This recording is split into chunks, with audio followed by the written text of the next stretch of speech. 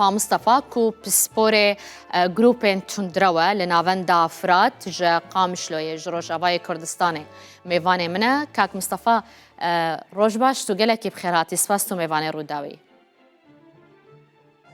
روجباش اف إيريشا كل تدمري هاتا كرن للسروي الدورية هف بشيا هزن أو لكاريو هروها هزن هف فيمانا مسر كردايتيا أمريكا بيش بيني كريبو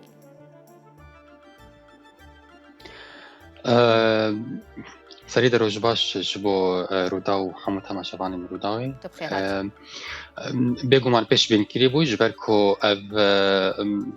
پریجارانا گلک هشیاری دی درباره وان گروپین چکدار ین گناوا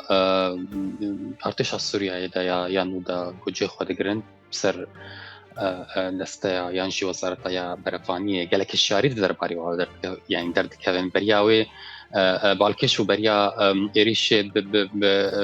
که هفتیه که روزنامه نافداریا نیویورک تایمز یا امریکی بخوجی بحسابه که کرکوچاوا ایرو روز ارتشایا لسوریه دمینه بنسازی که گلکی لاواز بکتی و گلک چکدارن ین جهادیست نافجی خود گرن و به آوکی شکلی درباستی ناف وزارت برفانی کنه گروپ یعنی بیاریم به فی آوای بگمان پیش بینی کردیم لی ند آستاکو بگیجه کشتنا لشکرین امریکیش برکو هم باش تزانن کشتنا لشکرین امریکیش بو اولکاریا نتویه امریکی به چواتی و جبو رایگشتی امریکیشی جبر بیه که اف بویر نجرزه تیتن بویر کی گلکی مزنه برکی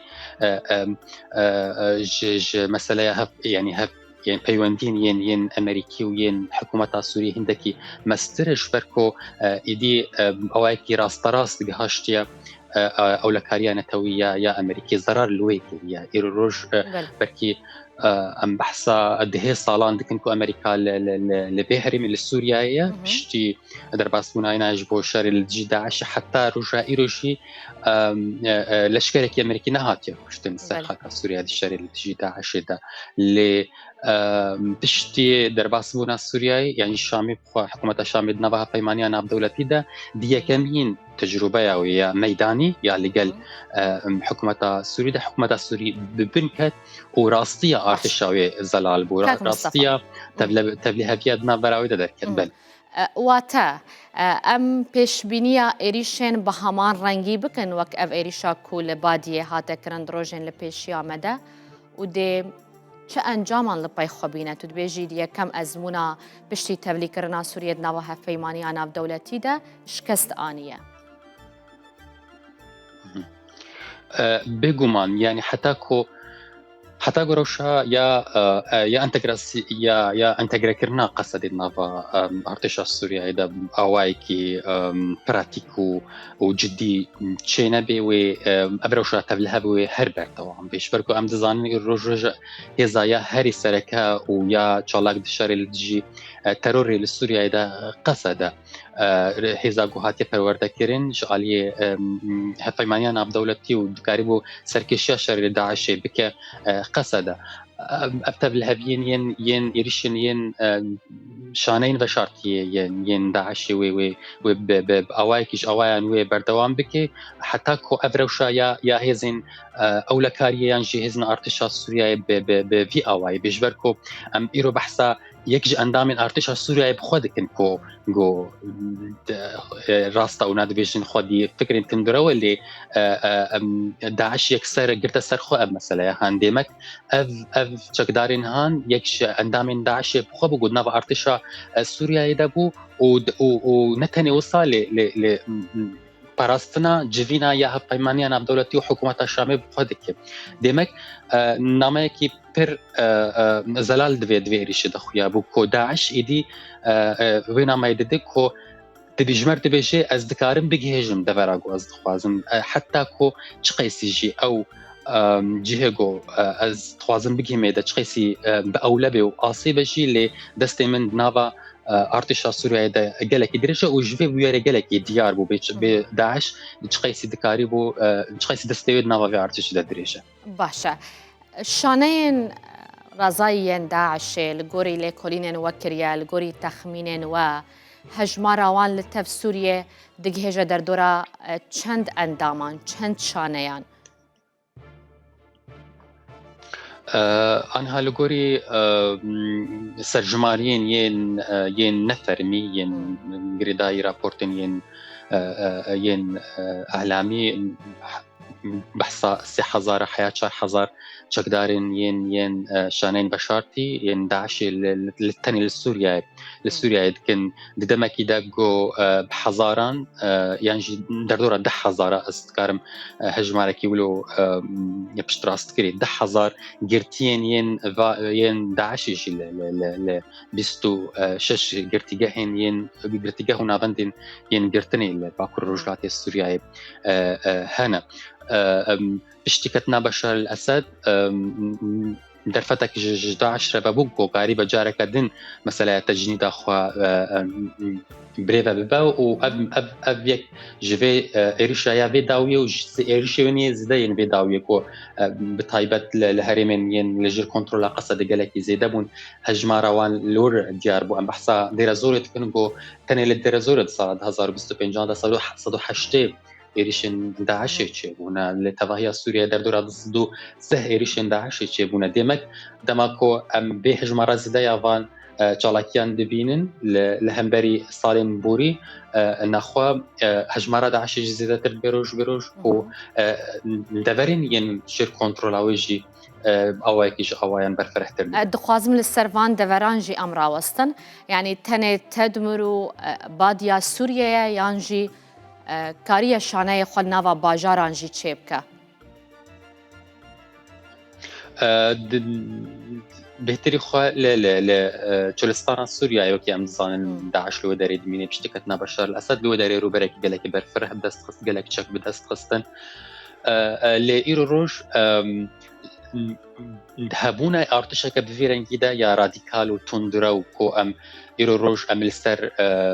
نافا فان في ارتش بخود سلوغان داعش دبينن ام وينين ين على داعش هلداي ام دبينن دمك داعش ايرو نتند كلوان دفرن ين كلوان عاصمه ابون ين بركتنا بشار الاسد دوان دراتنت مني لبلي ايرو روج التباهيه خاكا سوريا بلا وايرو روج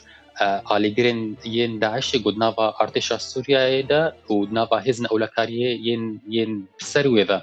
دمینن دمک ایروروش داعش دکاره بگیجا لهر داره ام بحثات جوینکا یا سرکشی امریکا كاك مصطفى آلیگرین داعش دنافا ارتش سوريا دا و هزن اولکاریه هيا داعش دکاره خو بگینوان هجمار هيا كا چندن اوين كو آلیگرین داعشينا و دناف كيجان جروب عنده جهدگرن هجمارك يا فرميتنا اللي برانيا ارتشا يا سوريا ايرو روج للسوريا يدمينا حمو آلیگرین ين هزرو فكرين ين داعش مش بيرنا كن ايرو بحث هيئة تحرير الشام تكن جوروجا كي جورجان بارتشي كي جرينج داعش يبو الشريك جوده لإدلب دركت الباشوري إدلب ندورا جوش برفانا كوكين جو ايدي درت كنا سرماسيد نافرا بان چکدار یانجی گروپین ینگو وزارت پارسنا یا سوریجی پیکتی ندورا اف بویرا لإدلب شركة نافرا وان كمان بخدا بو مبريا دمك مديد شي نافرا هزن اولکاریا یا سوری و چکدارین ین تندرو ين فرنسي لكامبا فرنسي الادلب بقدر كتنجو او كامب حتى رجع ايروج نلجر كنترولا حكومه سوريا ام بحثا فرقه كتيبه الغرباء تكنجو ناب ارتشا سوريا ده كتيبه الغرباء بخوا 6000 جقدارين بيانيين جهاديستين تركستانينا اوزبكينا وهر وكي دن جوان تكتي رجنا وارتشا سوريا ده تجي خو ام بحثا بصدان چکدارین بیانین کو ایرای گشتی و جواکان دولتی بخوش بحثوان کرد وقتی مرجع کی گرین بین امریکیش دابو پیش کو گرکه اب چکدارین هانجنا به ارتش درکبن و نگهجن وظیفین ین پایبلند نام دلیر امروزا کو یعنی إيروش أم دبينن كو أفشك دارين هان د جهن هری گرینگ داره جه هری حساس داره گو های آستا کو جوینا هفپایمانی ناف دولتی الجی داعش بپارێزن. بله هەژمار لەبەر دەستێەوە هەیە کا چەند گروپێن ڕادیکال یانجی ئەو گروپێن کو ناکۆکی هەنە لەگەڵ حکوومەتا سووریە لەگەڵ ئارتێشە و دناوە ئارتێشێدا و هێزن ئەو لە کاریە جه دەگرن چەند گروپن و کیژان گروپ آنها گلک گروپان دستبیکا کتنا بشار الأسد یک جوان گروپین هری تندروجی و جو هنکی ناکوکی و لگل هي تحرير الشام هبو حراس الدين بشتي كتنا بشار الأسد جو هجمارة وينال السوريا هجمارة تشكداري وندقها هزار وحيس تشكداري أوايكي راست بشتكتنا بشار الأسد فسخ كر و بشتقريا خجبو حكومة عنوية سوريا راقهاند إيرو روج حزار وحيس تشكداري مين بيانينا برانيا خج دولة جدار في سوريا هنا إيرو روج دنافا أرتش داجي أخوة تقرن أم بحثا كتيبة الغرباء وكما قلت أو ناجي دردورا 3000 تشكداري مين بياني أو جي هود نافا أرتش دا دقري أحرار نافي جروب هذه خوش نايبيرا من لي قالك أحرار الشرقية براستي نافا أحرار الشرقية أحرار الشرقية أم بحثا أرتشا جيش الوطني دكن لي براستي قالك جروب هنا نافا يعني دينكو بأوايكي شكلي خفاس تذكرن لي دفج فكرو رامان خوين آليجرين داعش وآليجري قاعدة برندانا ويروج نافا أرتشي دا جي خود جرين